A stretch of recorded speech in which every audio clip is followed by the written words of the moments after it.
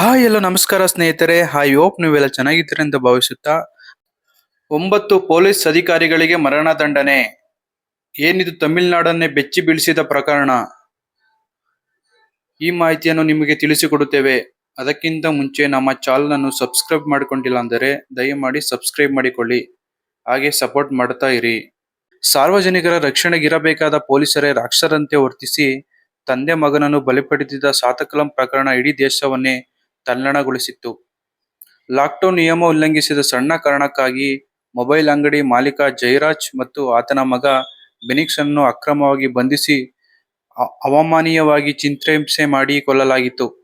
ಇದಾದ ಸುಮಾರು 6 ವರ್ಷಗಳ ನಂತರ, ಸುದೀರ್ಘ ಕಾನೂನು ಹೋರಾಟದ ನಂತರ ಇಂದು ಮದುರೈನ ನ್ಯಾಯಾಲಯವು ಈ ಕೃತ್ಯವನ್ನು ಅಪರೂಪದಲ್ಲೇ ಅಪರೂಪವಾದ ಪ್ರಕರಣವೆಂದು ಪರಿಗಣಿಸಿ ತಪ್ಪಿತಸ್ಥ 9 ಪೊಲೀಸರಿಗೆ ಮರಣದಂಡನೆ ಶಿಕ್ಷೆಯನ್ನು ಪ್ರಕಟಿಸಿದೆ. 2023ರ ಜೂನ್ ಲಾಕ್ಡೌನ್ ವೇಳೆ ತಮಿಳುನಾಡಿನ ಮೊಬೈಲ್ ಅಂಗಡಿಯನ್ನು ಹೆಚ್ಚುವರಿ ಸಮಯ ತೆರೆದಿದ್ದಕ್ಕೆ ಜಯರಾಜ್ ಮತ್ತು ಅವನ ಮಗ ಬೆನಿಕ್ಸ್ ಅವರನ್ನು ಬಂಧಿಸಲಾಗಿತ್ತು. ನಂತರ ಪೊಲೀಸ್ ಠಾಣೆಯಲ್ಲಿ ಪೊಲೀಸರು ನಡೆಸಿದ ಭೀಕರ ಹಲ್ಲೆಯಿಂದ ಇಬ್ಬರು ಮೃತಪಟ್ಟಿದ್ದರು. ಈ ಘಟನೆ ದೇಶಾದ್ಯಂತ ಆಕ್ರೋಶಕ್ಕೆ ಕಾರಣವಾಗಿತ್ತು. 6 ವರ್ಷಗಳ ಹಿಂದೆ ದೇಶಾದ್ಯಂತ ಆಕ್ರೋಶಕ್ಕೆ ಕಾರಣವಾಗಿದ್ದ ತೂತುಕುಡಿ ಜಿಲ್ಲೆ ವ್ಯಾಪಾರಿ ಪಿ. ಜಯರಾಜ್ ಹಾಗೂ ಅವರ ಪುತ್ರ ಜೆ. ಬೆನಿಕ್ಸ್ ಅವರ ಸಾತಕಲಂ ಪೊಲೀಸ್ ಕಸ್ಟಡಿ ಸಾವಿರ ಪ್ರಕರಣದಲ್ಲಿ ತಮಿಳುನಾಡಿನ ಮದುರೈ ಜಿಲ್ಲೆ ಹೆಚ್ಚುವರಿ ಜಿಲ್ಲಾ ಹಾಗೂ ಸೆಷನ್ಸ್ ನ್ಯಾಯಾಲಯವು ಸೋಮವಾರ 9 ಮಂದಿ ಪೊಲೀಸರಿಗೆ ಮರಣದಂಡನೆ ವಿಧಿಸಿದೆ.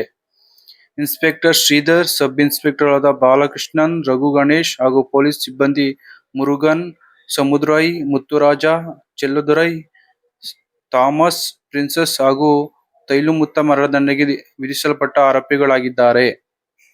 ಇದು ಅಧಿಕಾರ ದುರುಪಯೋಗದ ಪ್ರಕರಣ ಎಂದು ಗಮನ ಸೆಳೆದ ನ್ಯಾಯಾಲಯ, ತಮಿಳುನಾಡಿನಲ್ಲಿ ಅನೇಕ ಪ್ರಾಮಾಣಿಕ ಪೊಲೀಸ್ ಅಧಿಕಾರಿಗಳಿದ್ದಾರೆ ಹಾಗೂ ಈ ತೀರ್ಪು ಪೊಲೀಸರಲ್ಲಿ ಭಯ ಉಂಟು ಮಾಡುವುದಿಲ್ಲ. ತಂದೆ ಮತ್ತು ಮಗನನ್ನು ವಿವಸ್ತ್ರಗೊಳಿಸಿ ನಿರ್ದಯವಾಗಿ ಹಲ್ಲೆ ನಡೆಸಲಾಗಿದೆ. ಅದನ್ನು ಓದಿದಾಗ ಹೃದಯ ಕಂಪಿಸುತ್ತದೆ ಎಂದು ನ್ಯಾಯಾಧೀಶ ಜಿ. ಮುತ್ತುಕುಮಾರ್ ಅವರು ತೀರ್ಪಿನಲ್ಲಿ ತಿಳಿಸಿದ್ದಾರೆ. ಶಿಕ್ಷೆ ನೀಡಿಕೆಯಲ್ಲಿ ಆರೋಪಿಯನ್ನು ಭಿನ್ನವಾಗಿ ಪರಿಗಣಿಸಬೇಕೆಂಬ ಅವರ ವಕೀಲರ ವಾದವನ್ನು ತಳ್ಳಿಹಾಕಿದ ನ್ಯಾಯಾಲಯವು, ಈ ಘೋರ ಕೃತ್ಯಕ್ಕೆ ಎಲ್ಲ ಆರೋಪಿಗಳು ಸಮಾನ ಹೊಣೆಗಾರಿಕೆಯಾಗಿರುವುದರಿಂದ ಯಾರು ಹೆಚ್ಚು ಹಿಂಸಿಸಿದ್ದಾರೆ ಎಂಬುದನ್ನು ನಿರ್ಧರಿಸಲಾಗದು ಎಂದು ಹೇಳಿದೆ.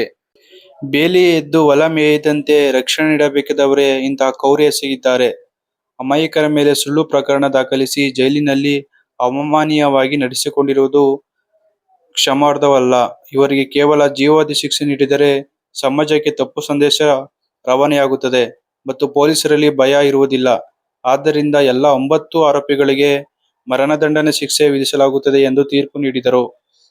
ಇದರೊಂದಿಗೆ ದೋಷಿಯಾಗಿರುವ ಪೊಲೀಸರು ಮೃತರ ಕುಟುಂಬಕ್ಕೆ ಒಟ್ಟು ₹1,40,00,000 ಪರಿಹಾರ ನೀಡಬೇಕೆಂದು ನ್ಯಾಯಾಲಯ ಆದೇಶಿಸಿದೆ. ಕ್ರೌರ್ಯ ಎಸಗುವ ಕೆಲವು ಪೊಲೀಸರಿಗೆ ಇದು ಎಚ್ಚರಿಕೆಯ ಐತಿಹಾಸಿಕ ತೀರ್ಪು ಎಂದು ಜನರು ಬಣ್ಣಿಸುತ್ತಿದ್ದಾರೆ. ವೀಕ್ಷಕರೇ, ಇದಾಗಿತ್ತು ನಿಮಗೆ ತಿಳಿಸಿಕೊಡುವ ಸುದ್ದಿ.